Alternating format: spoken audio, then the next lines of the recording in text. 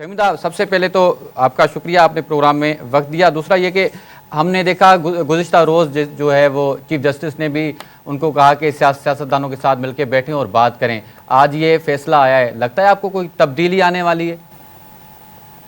नहीं, मुझे नहीं लगता कि कोई तब्दीली आने वाली है और उसकी वजह बहुत ज़्यादा क्लियर है। अगर आज आप देखें, खान साहब ने जो गैर रस्मी गुफ्तगू की है सहाफ़ियों से, उसमें उन्होंने ये कहा है कि वो सिर्फ और सिर्फ पाकिस्तान के ताकतवर इदारों से बात करना चाहते हैं और इसके अलावा वो किसी से बात नहीं करेंगे। खान साहब की जो इस्टेब्लिशमेंट के साथ फैंटेसी है वो कभी ख़त्म नहीं हो सकती है। उनका मसला यही है कि वो अपनी पूरी ताकत के साथ इदारों को ब्लैकमेल करने में लगे हुए हैं और उसके लिए वो अपने सोशल मीडिया से भी हर हद तक जा चुके हैं और उनके लोग जो कुछ कर रहे हैं, जो उनके ऑफिशियल अकाउंट से जो ट्वीट हुआ है, उन्होंने उसको भी आज ऑन किया। जबकि बहुत मजे की बात है कि उन्होंने ये कहा कि वीडियो से मेरा कोई लिंक नहीं है, लेकिन जो ट्वीट होते हैं उसके बारे में मैं बुकला को बता देता हूँ।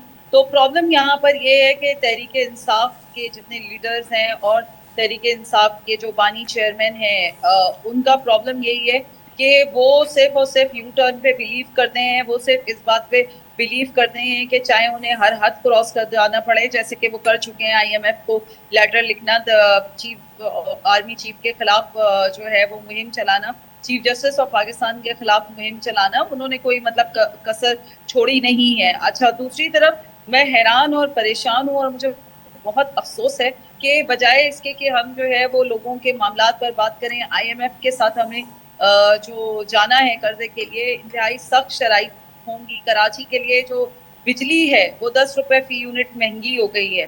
ठीक है, एक तरफ कहा जा रहा है कि महंगाई कम हो रही है, इस वक्त आपके वजीर आजम चीन के दौरे पर है बिल्कुल।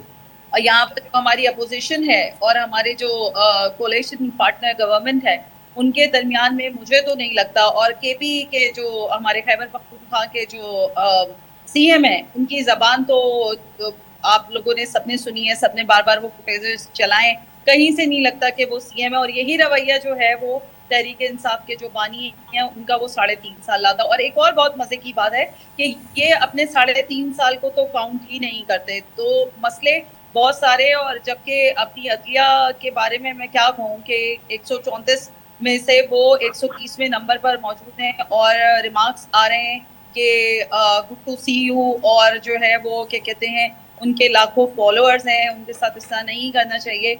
ये किस किस्म के कमेंट्स हैं। और जहां तक ये कि मशवरा ने नहीं दिया था चीफ जस्टिस ऑफ पाकिस्तान ने, वो रिमार्क्स थे जो उन्होंने उनके साथ एक्सचेंज किए थे।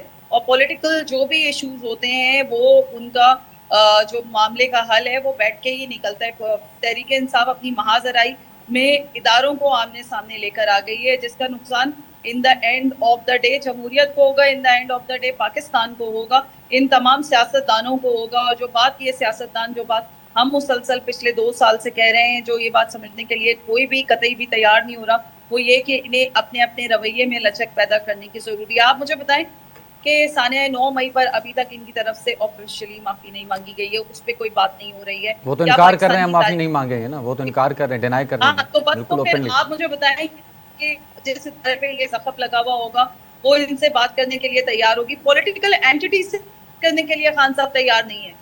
तो क्या है, जहां पर वो पॉलिटिकल एंटिटीज से बात नहीं करेंगे। फॉर्म 42, फॉर्म 47 का चक्कर इन्होंने चलाया हुआ है। तो क्या जो सिंध का मैंडेट है वो तहरीक इंसाफ का था? क्या वहां से जीडी अलायंस जीता था? क्या जो इन्हीं को वोट पड़े हैं, बाकी किसी एंटिटी को, किसी कोलेशन पार्टनर्स को या किसी अपोजिशन को जो इनके सामने इत्तेहाद था, उसको वोट ही नहीं पड़े? इनका प्रॉब्लम यही है कि एक्सेप्टेबिलिटी नाम की कोई चीज नहीं है। सारा दिन आप इनकी सारी पावर जो है वो सोशल मीडिया और प्रेस कॉन्फ्रेंसेस पे लगी हुई है। और जब ये अदलिया के सामने आते हैं, जब ये मीडिया के सामने आते हैं, तो इनके पास बात करने के लिए नहीं होता। और इंतहाई अफसोस के साथ दूसरी जानिब जो हमारी हुकूमत है, वो मैं अब उसको क्या कहूँ, कि साइफर का केस जिस तरह से उन्होंने प्रेजेंट किया है, तो आप मुझे बताएं कि साइफर केस जिसके ऊपर पूरी तहरीक इंसाफ ने, इमरान खान ने पाकिस्तान की सलामती को हिला दिया था, उस केस में जो है वो बरी हो गए। उसकी वजह यही है कि हमारी जो गवर्नमेंट है वो केस जो है वो प्रॉपरली उसको पेश नहीं कर सकी। तो प्रॉब्लम तो देखें दोनों तरफ से है, दोनों सिचुएशंस में दोनों तरफ इंतहाएं हैं, लेकिन बातचीत जो है वो पॉलिटिकल एंटिटीज को ही करना होगी ना। आप कैसे कह सकते हैं कि मैं जो है वो ताकतवर इदारों से बात करूंगा। मुशर्रफ दौर में भी मैंने जो है वो उनके परवेज मुशर्रफ के जो नुमाइंदा थे उनसे बात की थी। आप जरा सही। उनका आज का स्टेटमेंट देखें एक बार पे, उन्होंने बहुत ही खतरनाक किस्म की गुफ्तगू की है। जैसा कि उनका ये मसला है, जबकि पढ़ वो नेल्सन मंडेला की ऑटोबायोग्राफी रहे हैं, वो रूमी को पढ़ रहे हैं, वो जो है वो हिस्ट्री पढ़ रहे हैं। तो मेरी तो बिल्कुल समझ से बाहर है कि बानी चेयरमैन तहरीक इंसाफ चाह क्या रहे हैं। दूसरी तरफ ठीक है, जो प्रोपेगेंडा अलर्ट है, ठीक है। खाने में जहर दिया जा रहा है।